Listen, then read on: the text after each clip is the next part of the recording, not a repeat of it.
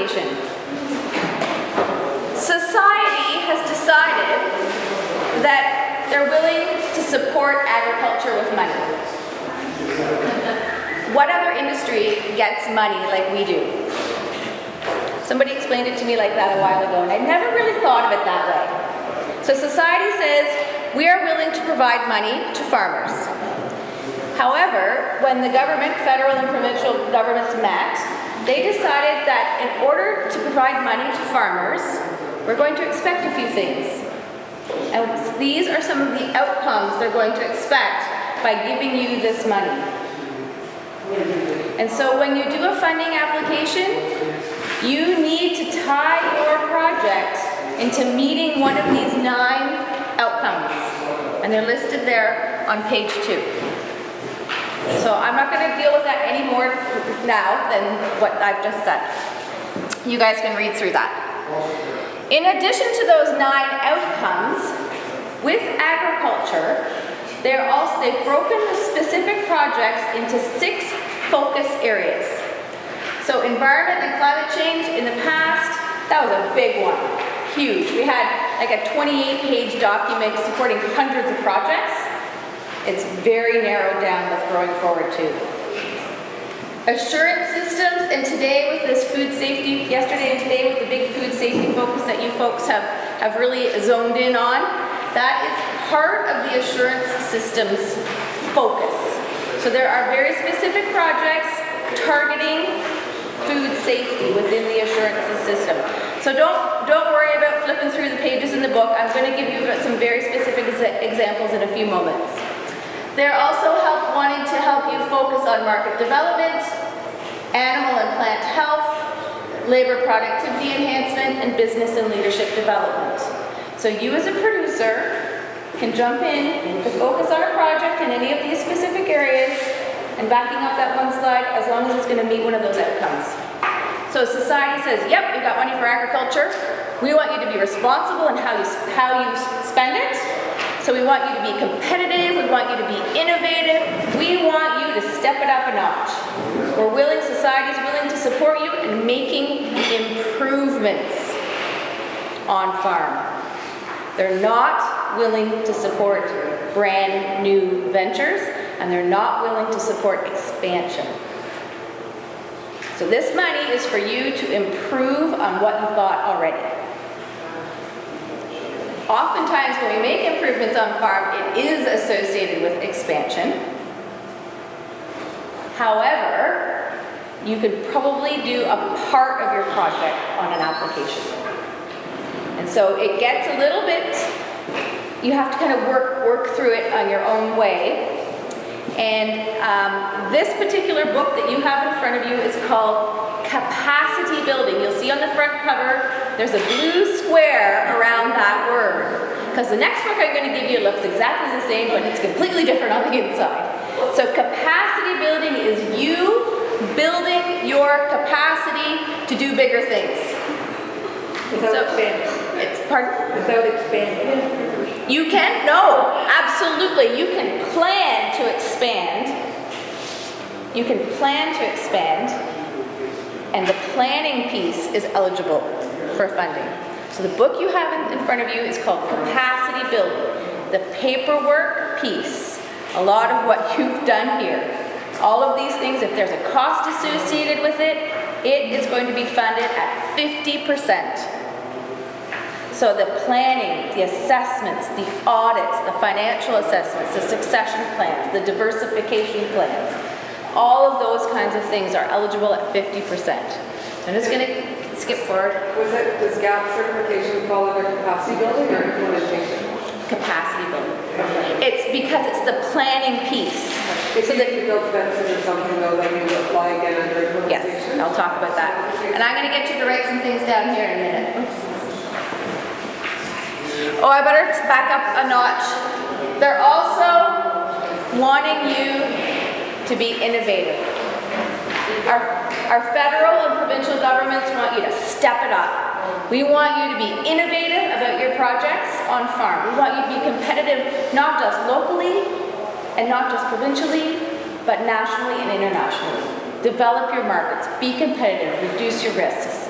Those are the kind of key things that this particular funding program is talking about. And if you're going to be innovative about it, they're going to give you more money. So there are kind of three steps to getting to where you want to be. First one is going to an educational workshop, so I kind of talked about that a little bit already. You can go to an environmental farm plan workshop where you're going to assess your farm from an environmental perspective, EFP. You can go to a GYFP, and that's where the terminology gets a little bit confused. Growing your farm profits. I think it should just be called business workshop. So it's talking about your farm from a business perspective. And there's specific projects that are really outlined in the book you have in front of you. So the business perspective is all about planning, financial management, business decisions, and those kinds of projects are in that book you have in front of you. We are working, there have been through the winter and early spring here, there have been a series of webinars offered by OMAF. Colleen has hosted all of those about food safety, and you complete individual self-assessments with each of those, following each of those webinars, and Ontario Soil and Crop Improvement Association is going to be taking those over starting in May. We're going to do them as webinars, and we also have a biosecurity workshop where it's going to go to some training in June to learn how to deliver those, and then traceability is coming. And I'm not sure that I actually introduced myself properly, but I do work for the Ontario Soil and Crop Improvement Association. So we're non-government. We've been around for, our organization's been around for 75 years, but we often act as a third-party delivery agency for these educational pieces. So the workshops give you strength to move on to funding in capacity building, which is what the book you have in front of you. This book that you have in front of you is going to talk about projects around developing your skills on farm, about training, audits, assessments, planning, and they're all funded at 50%. The intake for those projects is ongoing. You can apply for any of those projects at any time. You don't have to wait for anything else. You can apply for that project today. You're going to get a letter back from our office saying, yes, it meets the guidelines, which are in front of you in that book, and we've got 50% of whatever you sent in as that cost. We've got that set aside for you. When you're done, you send it in as a claim. You can have only two of those types of projects going at any given time. I'm going to talk about specific examples in a few minutes. So when you've done that planning piece, ideally that's where you'll start, putting all the pieces of the puzzle together to actually do the bigger project. Yep. What's the kind of turnaround time when you put in your submission to know that you're able to do it? So if there's a conference you need to go to or yes. something like that? Excellent question. They're saying 45 business days, but depending on the time of year and how much paperwork's going through the office, they often can turn it around faster than that. Yeah. So setting yourself up for success, the paperwork planning piece, and then moving into the big shiny things, that I kind of call them, implementation. This is the equipment types of projects that we've seen in the past. So the processing equipment, the sinks, the hand washing stations, the barcode readers, those kinds of things are called or you'll see them in the implementation guide, which I'll give you next, but not yet. The unique part about this implementation supported funding is that it is merit-based. So for any of you who were involved in the funding programs in the past, it was not fun. Not for you, it wasn't fun for me either to have producers camping out in the parking lot and lining up and the money being spoken for within hours. So we've completely eliminated that, and it's a beautiful thing. These projects are merit-based. It means the best projects are going to be funded. They are compared against each other and scored. So if you've done your workshop, you've identified specifically that you have a high risk in a certain area on farm, you then get the training, the skills, the audit, the assessment to support moving forward with that project, and then you actually implement that project. If you've done those steps, there's no question that's going to be approved. If you've missed the first 2 steps and you're just going to jump in at the implementation stage and you're competitive against everyone else, chances are pretty good they're going to say thanks, but try again later. If your project in the implementation phase is innovative, and there are specific criteria to give it that status, then that funding bumps up from 35 to 50%. There are select intake dates because they're merit-based and they're competitive against each other.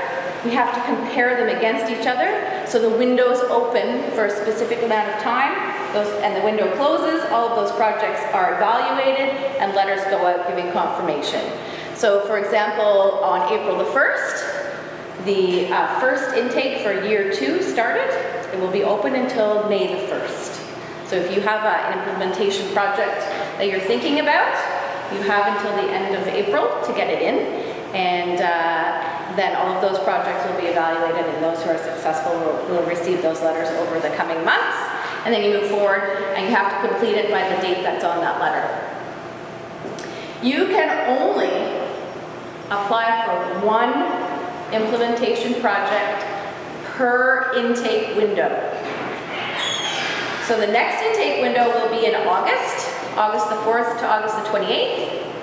You can apply for a second intake project then. You can only have 2 active. So once you claim one of them, you can apply for another one at the next intake window.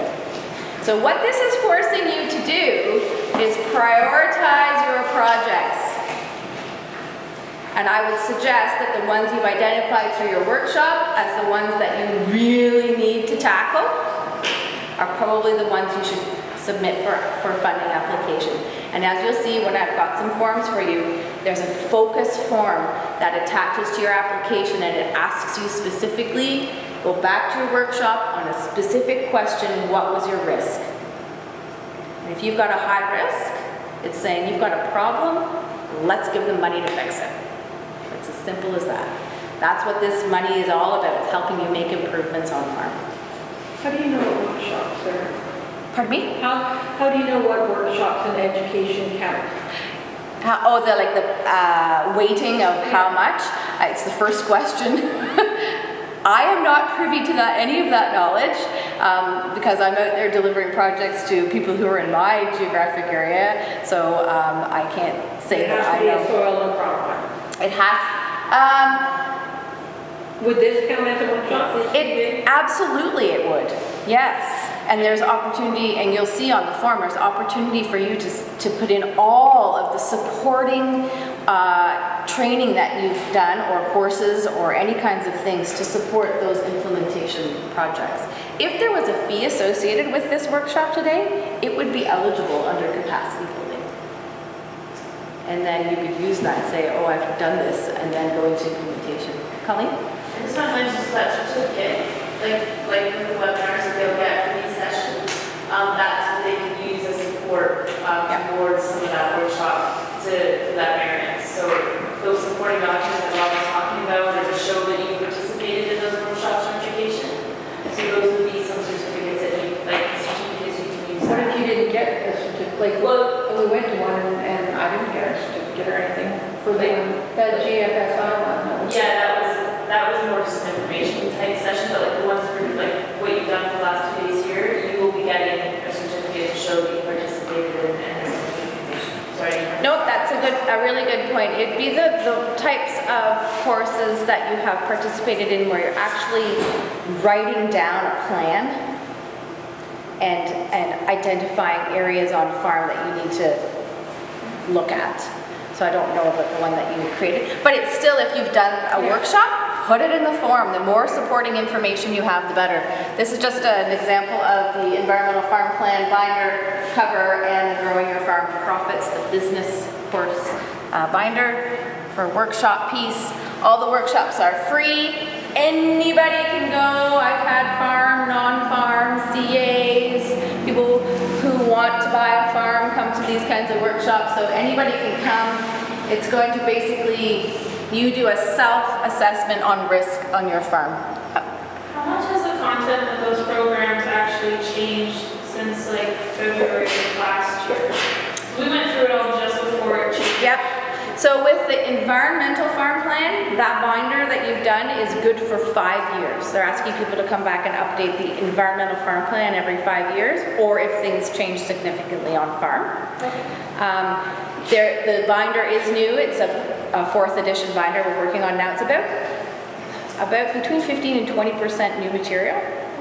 So you can always come back and update if you so choose, but you don't have to for 5 years.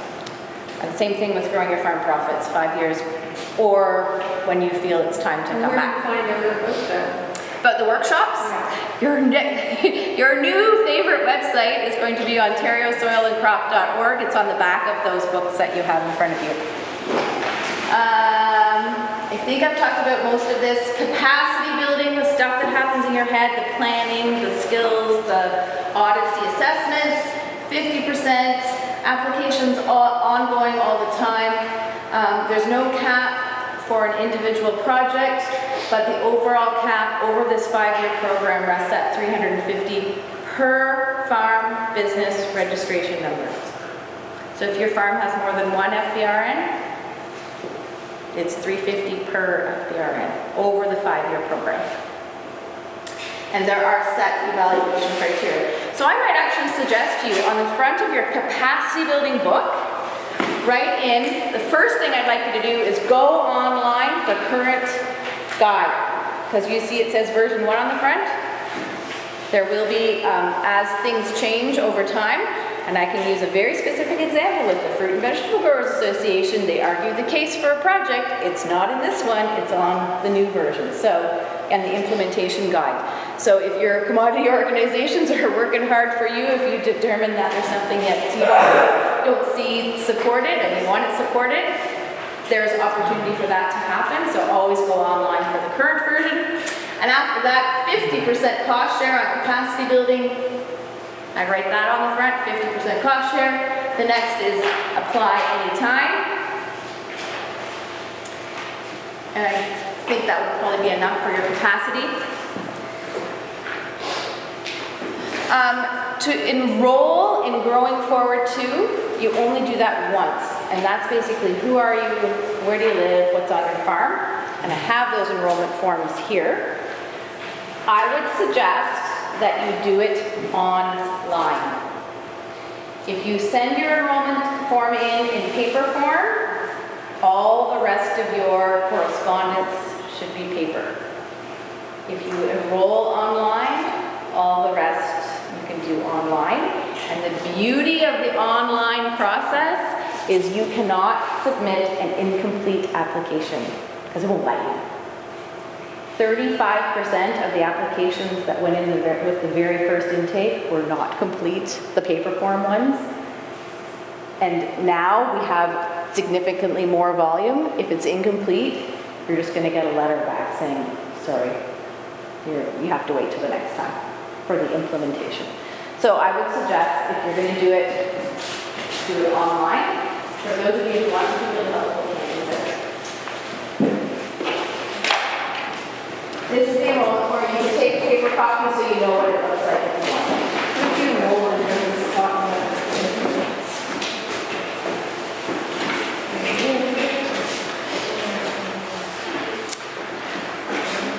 Okay, I'm going to fly through this.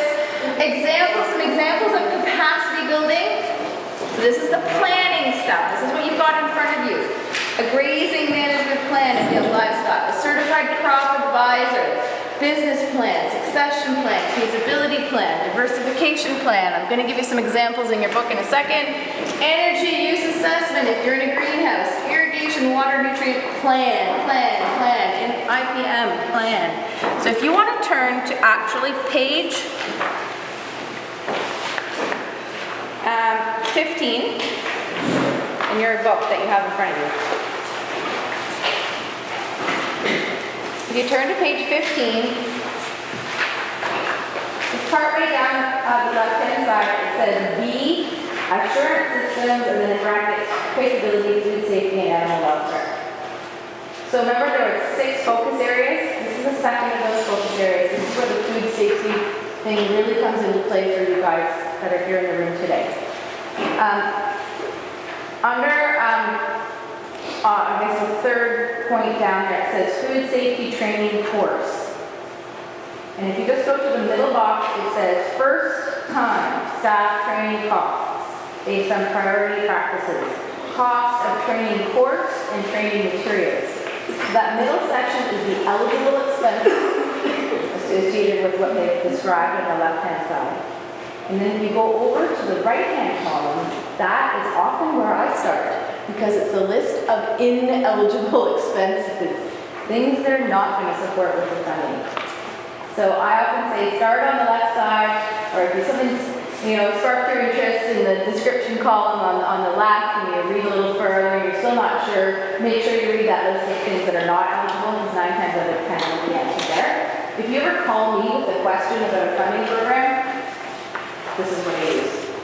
So you and I will have all the same information. The only thing I have to add is who's asking the most questions about what area.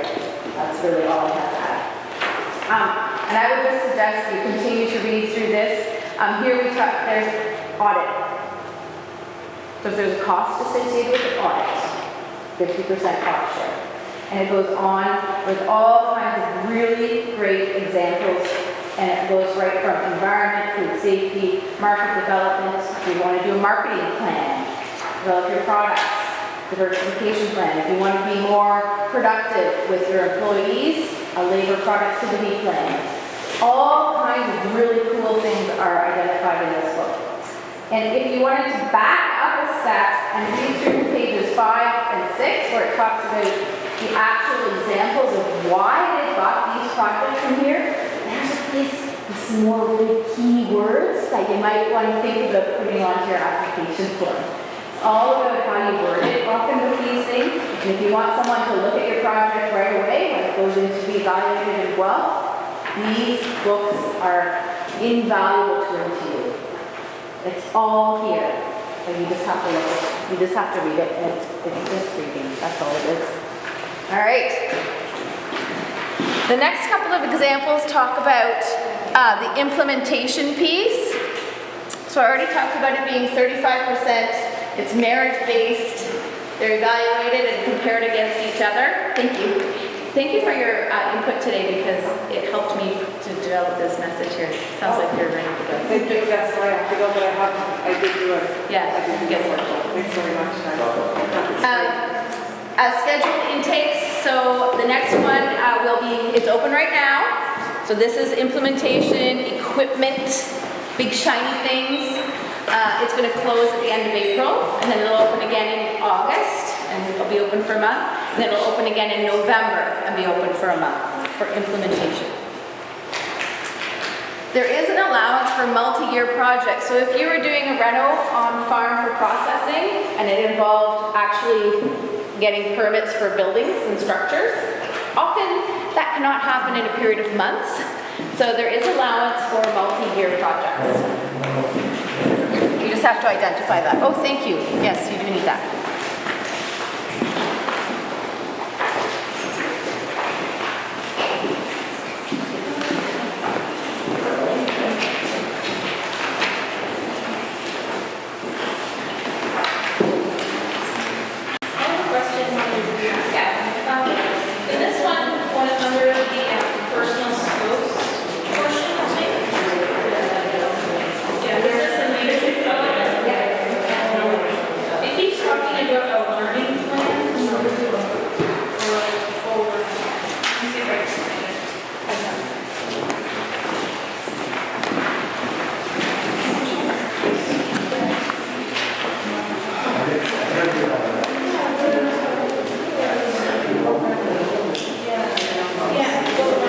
Oh, I see. Okay. So, because it's government money and they're willing to support education and training, they basically need to know that if you're going to submit an application to be funded, that's a tuition type course. So you could go to the University of Guelph or Richmond College or whatever and get 50% of a particular course covered. Okay, yeah. They need to know that it's credit. Oh. It's not just something off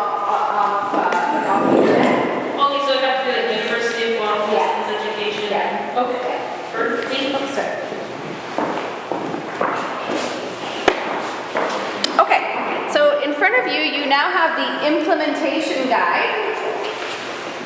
So on the front of this, if you wanted to do those key points, 35% cost share. I suggest on your implementation book, 35%. Yours probably looks a little different than mine. You get some of them. If you have bold implementation across the front, you'll notice this is the first version. Can I just go over that? This is the second version because this one looks so much like the capacity one and people were confusing it. So this is the newest version and it is online. So if you want to write across your implementation book, 35% merit-based, which means it's competitive. And one project per intake.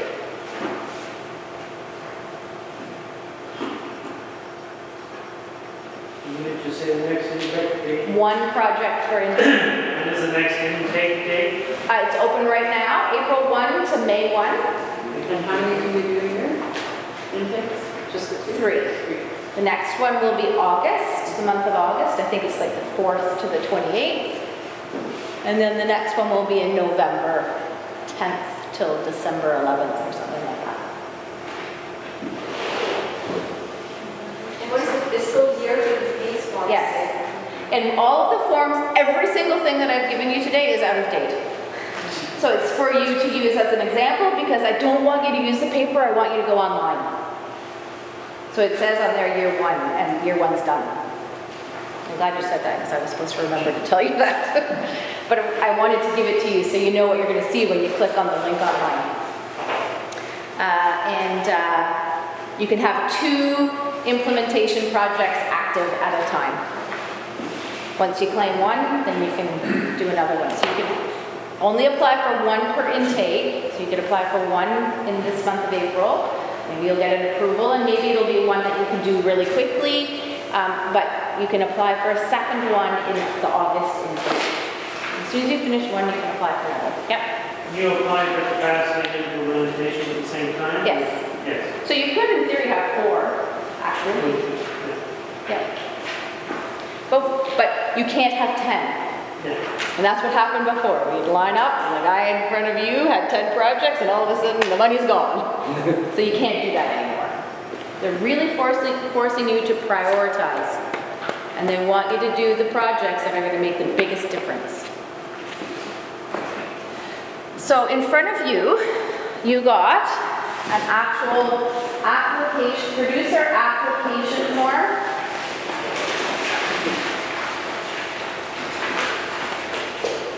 So I'll just go through this really quickly with you. So at the beginning, it's just who are you? Step 1, I don't even know what it says. Oh, you're a producer. Yes, okay, so you have to be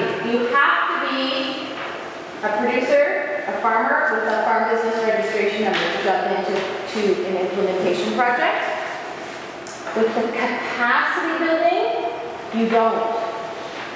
You can be new and starting up. You don't have to have an FDR to jump into the capacity building, because that's all about planning. We've had lots of new farmers come through these educational component programs where they think they want to farm, so they're going to do a business plan. Sign up, they're going to farm or not.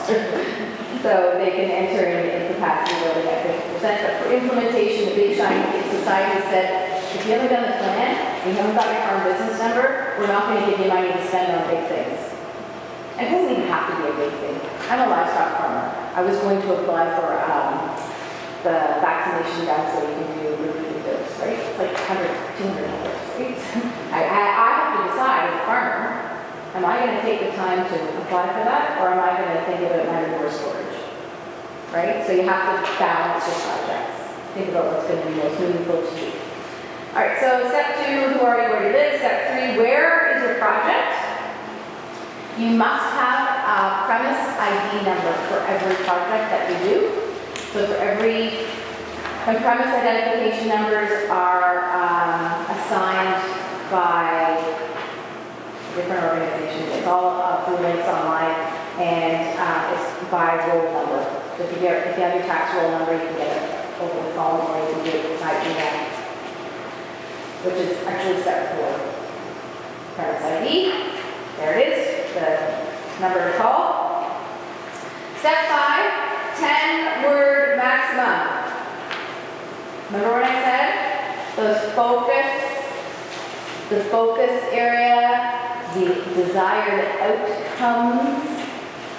Going back to the beginning of your book, why are these projects going to be supported? Go back there and pull out some of those keywords. You're going to obviously have to describe what the project is, but you've got to focus on what this funding program wants to get out, what's to support. There you go, step 6, those outcomes. You can check all the ones that are going to apply by using this project.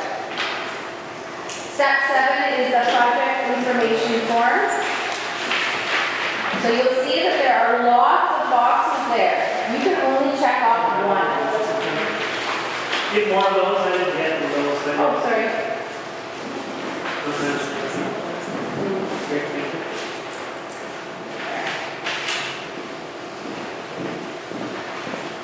So step 7 is, what is your project going to, where does it fit in the funding book? So in your implementation book, all of those boxes are here as examples. So you have to do some reading. I mean, it's beautifully set out because it's just straightforward. The first part, just like in the capacity book, splits out those areas of focus, and it says kind of what they want to support, and then it goes actually on to actual examples of projects that it's going to support. So for you have to decide where it fits best. And you are a little bit of a unique group in that you have to decide sometimes with those processing pieces where it fits best, because you can talk about it in a couple of different focus areas.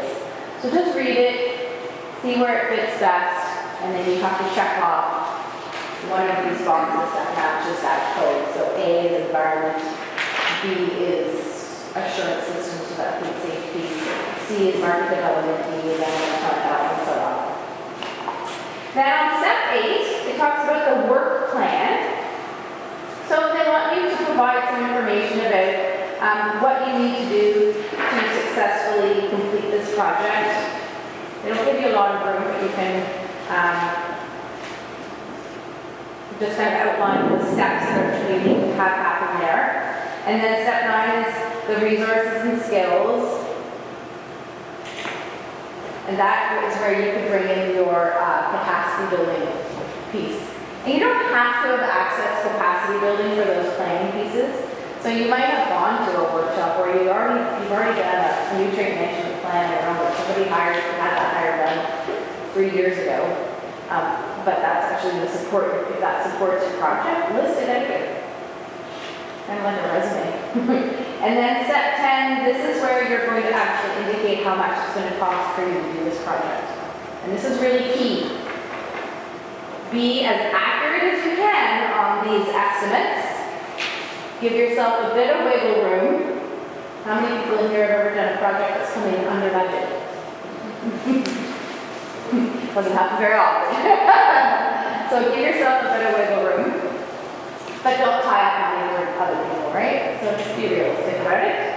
Because the total on your estimate, they're going to take 35% of that and set it aside until you're done. You'll get paid based on actual expenses.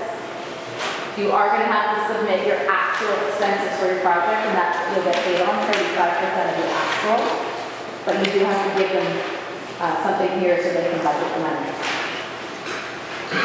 You are in implementation on, how does that? The top of the next page, it says applicant in kind, labor and equipment.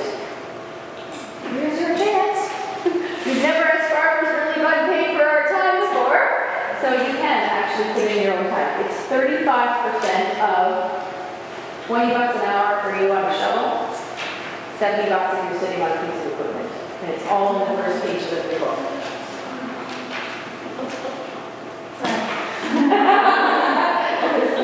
There's just been up to a maximum of $1,500. I've seen lots of livestock projects where they've done big fencing projects, and they've done it all themselves, but it's ended up with their time a lot more than $1,500. So if you're going to do a project where you have the resources and time and not staff, because you're going to pay staff, so that's actually an invoice, right? So that's not in-kind. In-kind is you and immediate family. So if you're going to go more than $1,500, you can. You've got to do some legwork though, so you have to decide if it's worth it. You've got to go out and get 2 quotes from reputable contractors for equivalent labor. And I know with the fencers, they're very hesitant to break out their labor component on those fencing projects. So you just need estimates from them to support that the time that you're indicating, and the value of that is consistent with industry standards. But it might be worth it to you if you're going to get 35% of it back. You have to decide. If it's innovative, you get 50% of it back. What was the amount again for, like, the hourly, was it the hourly kind rate? Yes, it's $20 an hour if you're doing labor, like I say, land of a shovel. Okay. And it's 50 plus 20. So 50 for the equipment, 20 for you to sit on it. So 70 if you're on a piece of equipment. And this is all in the book. So I always say read the book, and then read the book again, and then read the book again, because it also says to a maximum of 15% of the total project cost for the in-kind piece. That's new from previous programs.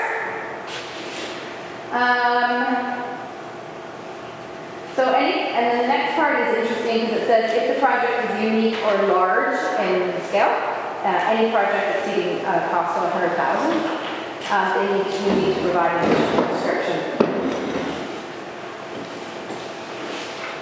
Some people have indicated that they believe that this Growing Forward 2 program is supporting larger projects and therefore larger farms.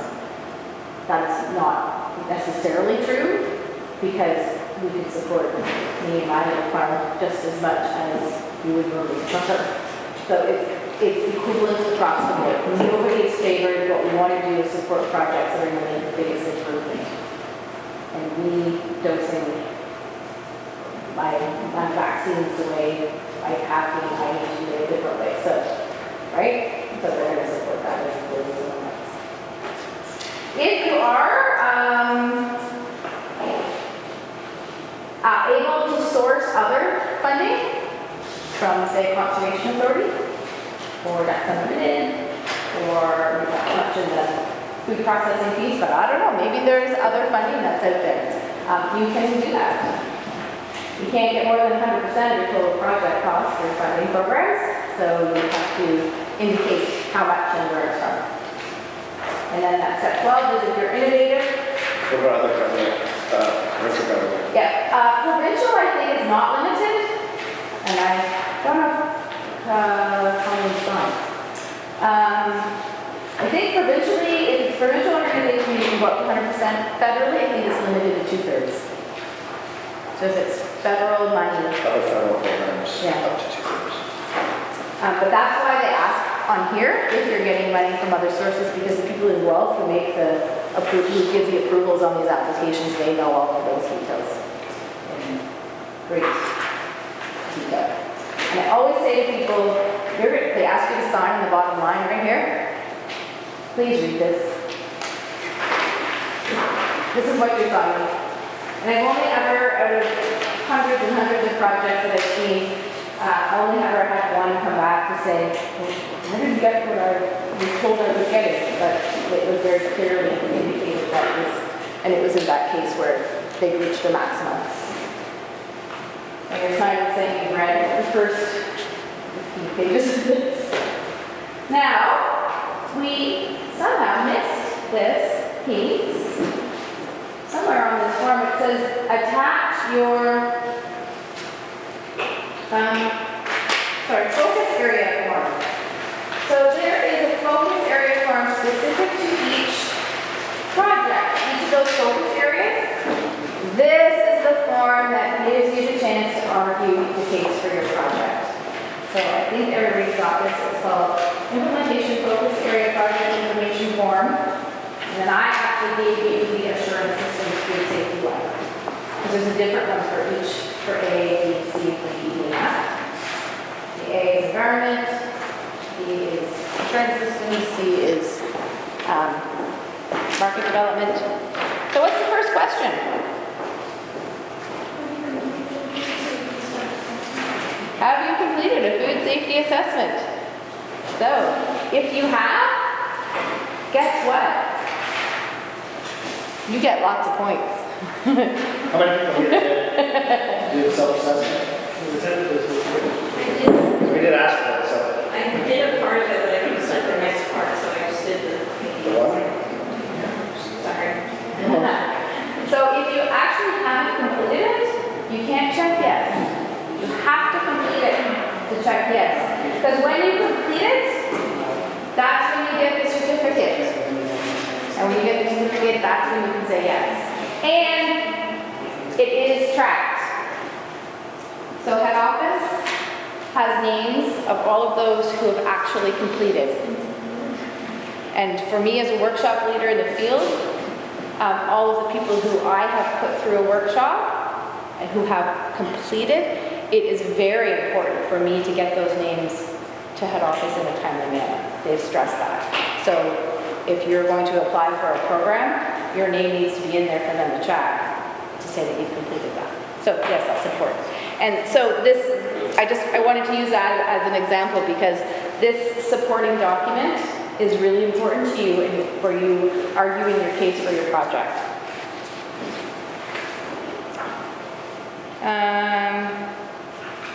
It's not rocket science. You just have to read through it and check off the right boxes. Because you're not even going to check off all of them. You're only going to check off the ones that apply to you and that project. Under question 1A, it says what classification, what does the I, the X, and the B stand for? You would know that if you actually completed your self-assessment. I did. I remember what it said. It's going to give you one of, it's going to assign you one of those, either. That's great, so I don't know what that means. I don't know either, Oh, that's what my... but it will be scored. That? It will be scored, and I don't know what it means. I don't know what the rating is. So I couldn't tell you whether an I is more important than a B. I don't know. Could this be a food safety assessment like from a national program, or is it OSCI's? No, it doesn't have to be a soil and crop program. So, like the national programs allow them to have a food safety, like a self-assessment sort of in the back of their manuals, is that, like I know, because you don't have a way to. There's, right? I think this is a really good question actually, because it's not exactly clear what food safety self-assessment they're referring to. So if you think you've done one, check off yes and write in what it was you did. This is a copy of what sent with us when we registered for this course. We could click on it and do it. Okay. It's like 50 pages, like when you print it all off. Is it? I've never done that. But like, this is the quote on our food safety program, and Yeah. there's a several page self-assessment, like about these. Yeah, yeah. So, Yeah, for sure. I'd use that, and always, always, always, That's more information is better than less. very And they stress that when they're going through all of the applications in the office in Guelph. Don't go overboard. Try to be as clear as you can in as few words as you can, because I'm sure you can appreciate the volume of paper that flies through that office. I have a question about the focus area. Yep. If we choose a focus area like food safety, but we have done things that we're going to enhance another focus area, should we also? No, because this one's very specific to the state. Yeah. Good question. Yeah. like in the office or like locally, are there actual points like in the? Yes. Okay. I Those always are sort of behind the scenes. behind behind the scenes. They've been very clear. We've asked many times. We know, can you please tell us what the scoring system is? They won't. No, and rightly so. Yeah. Because I shouldn't know and my counterpart no, or not know, right? Okay, I'm just gonna wrap it up here. Anybody in the room have livestock? Yeah, okay. And some livestock, but not in the processing area. Okay. Well, for people who do have livestock, there's opportunity for you to jump into implementation funding too.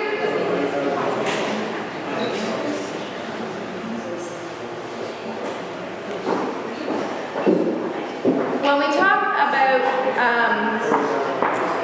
the livestock part, we're finding, and I know as a beef producer, we just received a brand new beef code of practice.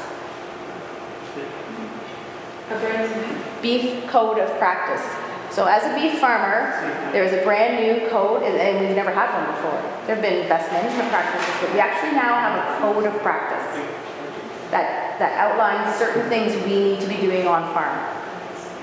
If we're not doing them, there's money to support making improvements. So for example, a handling facility for us to properly handle our livestock. Most of us have to have that anyway for human safety, but really it's from a livestock perspective, there's certain ways that should be set up. Or in the layer industry, so in the layer hen industry, the new standards indicate those hens need more room. You see it in the hog industry with those farrowing crates. So if society has new codes that are requiring you to change or modify your operation, they're eligible for funding. And those typically would be bigger cost projects. So improvements to animal housing, with the hog industry, with the PED, the virus that's circulating around, there was an immediate response by our governments to give those that commodity money to do improvements on farm, and a lot of those projects are already complete on hog farms. So it happened like that, and it was a really, really good response. Well, if you have livestock, you have dead stock, and you need to handle them responsibly. This is the one, this A13, so A is the focus area around environment, and A13, that's where the Fruit and Veggie Association argued the case for frost fans. And so in the version 1 implementation, they're not in there, and version 2 and online, they are. So that's one example. Can I ask you a question? If you know, right now my bar runs off from my house well. Yes. There's a line across the lawn. Would the water well management potentially help you to put a new well by the bar? We used to support, the funding programs used to support producers putting a new well in if they identified they had a problem with an existing well. So they had to decommission a well to drill a new well. In the guidebook, I no longer see the new well piece. We still see the decommissioning of old wells that you've identified as being problematic, and we see the piece about upgrading existing wells, but the new well is not in the new guidebook. So, But you're not saying no, you're saying... I'm not saying no. Like my barn is 500 feet away from the house, so there's a 1-inch line going through Yep. facing their front lawn. And I'm a little bit loath to Yep. spend infrastructure money without doing that. So what I- Make sure that it's a dedicated well for the barn. So what I would suggest to you, try arguing your case. Just because it's not in the guidebook doesn't necessarily mean that they're not going to look at it.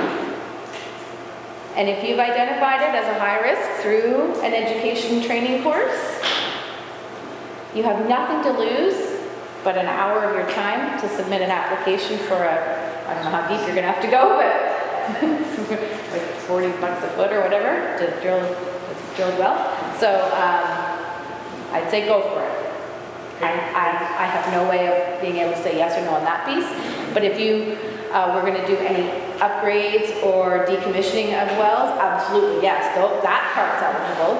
And I might send you a letter back saying, yep, we're going to give you 35% of that part of your project, but no to the rest. I don't know.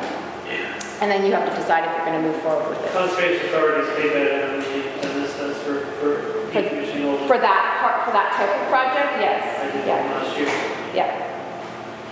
Yep. I have a question. So if you apply to do a project, you end up circumstances change, you decide you're not gonna go ahead with it, do you just tell somebody and then that money goes back into the pool, or? That would be a really nice, responsible way for you to act, and we would very much appreciate that, yes. It's not required, but you're going to get a letter at some point saying, we haven't seen your claim, you're reaching your deadline, first notice, second notice, third notice, your money's gone, right? So, but if you know that you're not going to do it, definitively, if you could please let our head office know, because that money will be released and it'll be available to somebody else who maybe really wants to use it. Okay? And then the cover crops, erosion control, fuel improvements, water well management. We've seen those for years and years and years on our funding programs, still recognized as being really important. So we're going to continue to support those.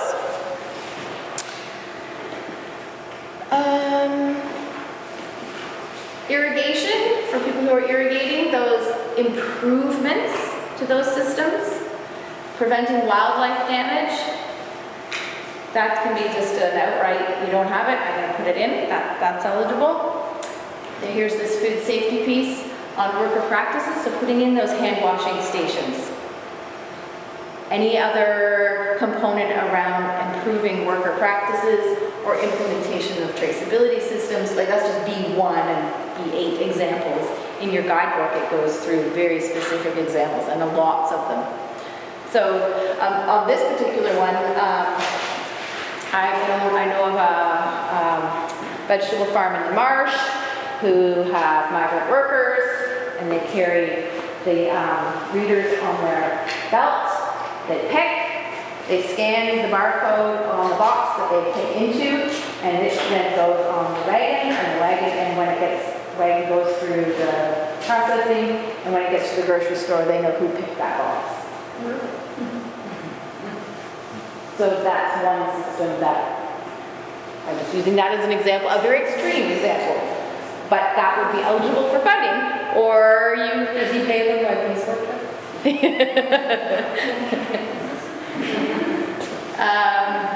those kinds of things. I already talked about this, so if you're a new producer, you're welcome to come into any of the capacity building projects, 50% on the capacity building. You don't have to have a farm business number. But they're wanting, if you don't have a farm business registration number, and to get a farm business registration number, it's as simple as generating $7,000 gross, and you apply to Agricor and you get a farm business number. Anyway, sounds simple. Or you can do a projection. If you actually don't want to, buy 20 stalkers or whatever and feed them for the summer, then you can actually show a projection. It's with OMAP, and you can do your projection over 3 years. Showing proof of ownership or control in your farming asset, show that you file income tax in Ontario, you've not been farming for the previous 2 years, you have a premise ID. So there are a few more steps that can allow you that entry in as a new farmer. I have a question on the previous sets of slides. Yep. Those items that you pulled out, you just pulled them out as samples. Those are just examples. They're not prioritized. Correct. Okay. No. Another question. Yep. Can you apply for the same thing for the capacity and Implementation. So capacity is the planning, the paperwork piece. Right, so you apply for like food safety, okay, we're planning on doing food safety, and we're implementing it at the same time. All at the same time. So yeah, you can try. Yep. I have no idea how they're going to look at that. So on your, I would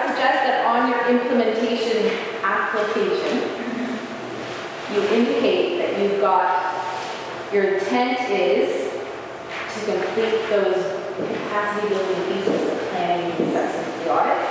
You can even say it's in as an application right now. But use that as strength for that implementation project. So for the big shiny projects, you've got to show that you've done the planning. So it's kind of better if you have, you They'd like you to go through and complete all the planning first and then do the big shiny thing. But we're still fairly early. This is a 5-year program. We saw a few applications come in year 1 and in January, and we'll know better in another month. So wait, you for 5 years, so the big chunk of money's been set aside for 5 years, is that what you mean? Yes? Yeah, so for 5 years, got the pot. We've taken little bites out of it. We're starting to take big chomps out of it. So the applications, the numbers are starting to climb rapidly. So, having said that, applications that went in as an implementation, competitive, merit-based project in the first intake that were approved, that exact same project may not be approved later on when it's more competitive. So your timing is good. We're still fairly early, so your chances are better. And if it's any indication of what's happened every year over the last however many years of funding programs, people, they don't know about it, they don't know much about it. Oh, we know more, oh, let's send in some applications. So it's going to get tight. And Is this for Ontario? yes. So the feds give money to each province, but they have to come to an agreement on what they're going to support, and this is provincial money. Yes. Because they have the actual dates where you can apply, if something comes up in between those dates and you already start the project, can you have invoices that are kind of backdated, or? To a point. Okay. Who knows government fiscal year? April 1st. So you can use April 1st of the year as your official start date. There is a calendar in the beginning of, or a table in the beginning of your guidebook that says eligible invoice date, April 1. And for those of you who have the updated version, if you want to just have a quick peek at it, because it's actually really important. So mine's page 13. In your implementation book, page 13, so the calendar that looks like that. So it says what year, year 1, 2, 3, 4, 5. The intakes, and on mine it says to be determined because it's early print. And then it closes, and then eligible invoice date. So they know also because you're coming to starts. And then there are claim dates. You will get an approval letter from our head office in Guelph, or a letter that says, sorry about your luck. You'll say, yeah, you're good to go, or no, you're not, try again. And in that letter, it'll be very clear when you need to have your claim made by. So you have to have your project completed by a specific date. If you do not complete your project by the date that's indicated, you will forfeit your money. So if I were applying in December this year, Yep. I could expense any expenses up to back to April 1st in that calendar year. Yes. If you're approved. Assuming, So you're going to take a risk. We would like, the funding program is really trying to help you plan, do an application, get approval, then put your shovel in the ground. Realistically, how many months a year do you have to actually do a construction project, right? So, if you realize in August that, oh, I didn't even think that was an eligible project. Oh my gosh. Go gather up your invoices, do your estimate, send it in, and you have nothing to lose by sending that in at potentially getting funding for it. And it does have a completion date. If you wait to do the application in the November, December intake, you still have to have the project complete by March 31st, but they're going to give you a few extra weeks to actually submit that claim. But your invoice date, Unless it's a multi-year program. unless it's a multi-year project, and it'll all be in the letter you get back with your approval. And I don't know how many times in the past those farmers got those letters back of approval. In the top right-hand corner of the letter, there was a big circle and it said, "Please read carefully." You think they did? But if you've got $30,000 on the line, read it.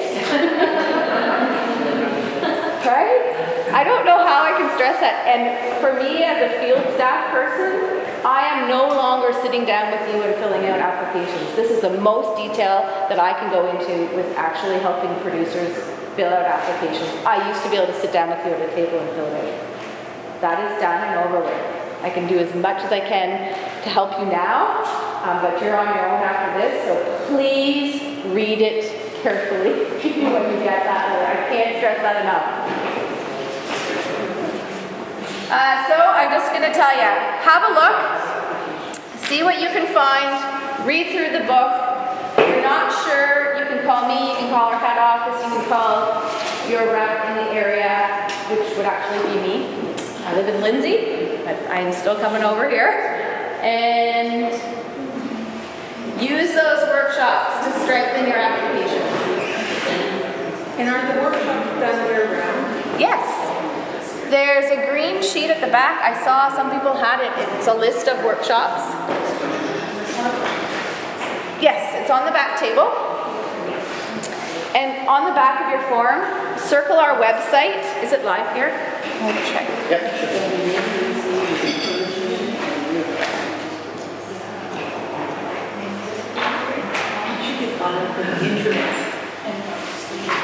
It is. It's in there. Yes. Where's where am I here?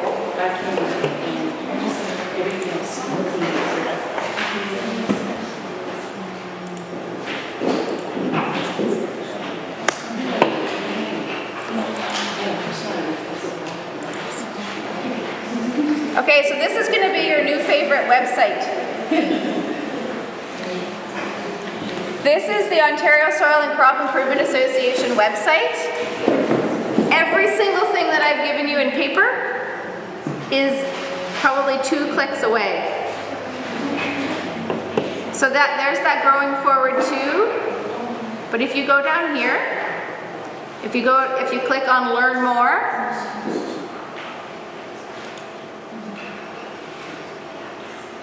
oh look, capacity building, applications. Oh, scroll down a little further. There we go. Implementation. There's all those dates of the next intakes. And there's all of the applications.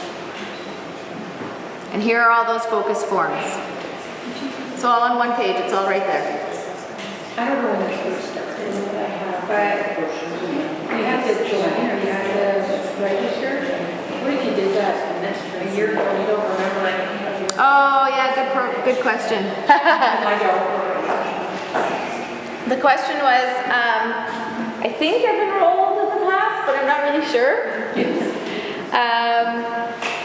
That's all through OMAP, and you can call the 1877 number for OMAP, and they'll be able to tell you whether you've enrolled or not.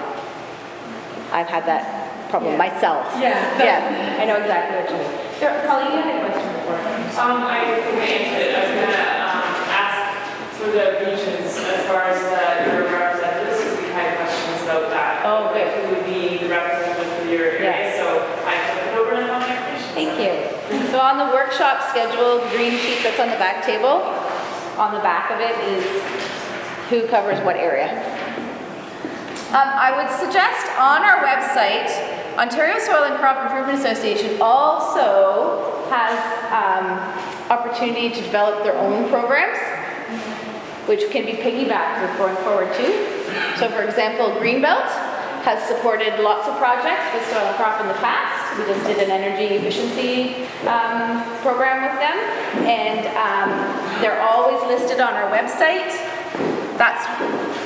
And if you go into these cost share programs, it's really set up nicely.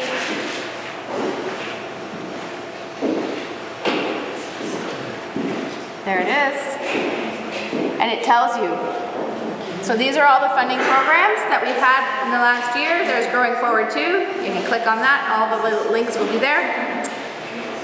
Grassland Habitat closed March 31st, so it says closed now. Farming Power closed January 15th. They're all closed at the moment, but that's because it's government year end, right? So a lot of it will, a lot of these will open back up. I'm not sure that the Farming Power one will. But just have a look there. It's a really nice visual for any program with money. My goodness, if you start digging, you're gonna find money everywhere. Soil and Crop's done a lot of that digging for you. So I always would suggest you just... Do you have to go on for soil and crop? Nope. So how do you get your money? How do... Like, is under the soil and crop paid for by the government? I guess so. I would think so. I don't really know. I get my check from Soil and Crop, but I don't know. I never asked where it comes from before that. But I didn't know. Oh, there are local Soil and Crop. Yeah, we have a guy that comes yeah. around for $15 or whatever. Yep. So those are the local associations represented by the provincial one. And so over the last 75 years, Soil and Crop has taken on responsibility for lots of educational initiatives with the farming community, and I guess it's just built and grown from there. So I'd always suggest you just go have a look on the Soil and Crop website. There's always opportunities there, and why wouldn't you piggyback one of those programs with the Growing Forward too if you could?